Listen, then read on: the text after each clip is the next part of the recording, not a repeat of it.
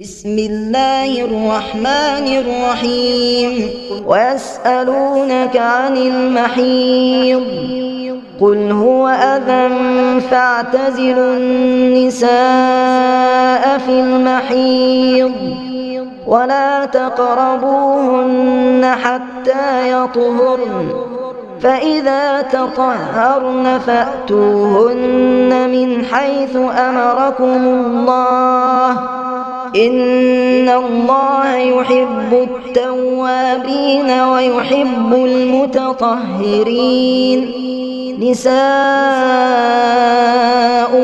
حرث لكم فأتوا حرثكم أنى شئتم وقدموا لأنفسكم واتقوا الله واعلموا أنكم ملاقوه وبشر المؤمنين.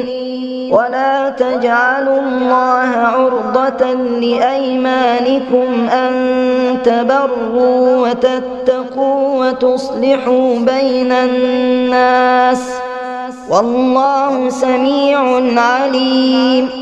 لا يؤاخذكم الله باللغو في أيمانكم ولكن يؤاخذكم بما كسبت قلوبكم والله غفور حليم.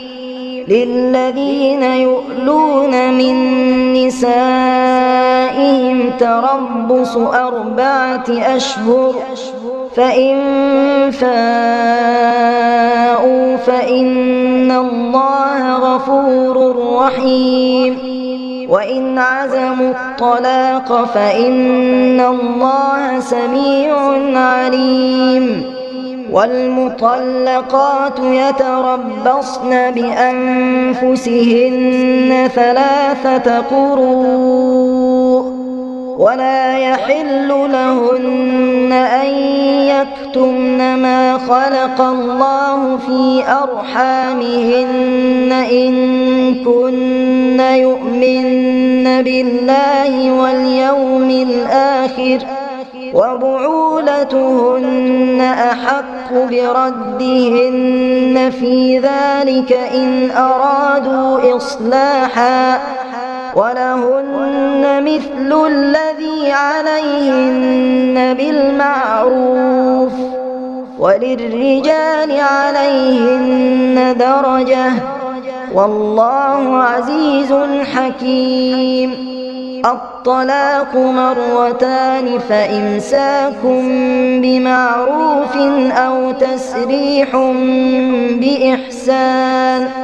ولا يحل لكم أن تأخذوا مما آتيتموهن شيئا إلا أن يخافا ألا يقيما حدود الله فإن خفتم ألا يقيما حدود الله فلا جناح عليهما فيما افتدت به تلك حدود الله فلا تعتدوها ومن يتعد حدود الله فأولئك هم الظالمون. فإن طلقها فلا تحل له من بعد حتى تنكح زوجا غيره فإن طلقها فلا جناح عليهما أن يتراجعا إن ظنا أن يقيما حدود الله وتلك حدود الله يبينها لقوم يعلمون. وإذا طلقتم النساء فبلغن أجلهن فأمسكوهن بمعروف أو سرحوهن بمعروف ولا تمسكوهن ضرارا لتعتدوا ومن يفعل ذلك فقد ظلم نفسه. ولا تتخذوا آيات الله هزوا واذكروا نعمة الله عليكم وما أنزل عليكم من الكتاب والحكمة يعظكم به واتقوا الله واعلموا أن الله بكل شيء عليم. آمنت بالله صدق الله العظيم.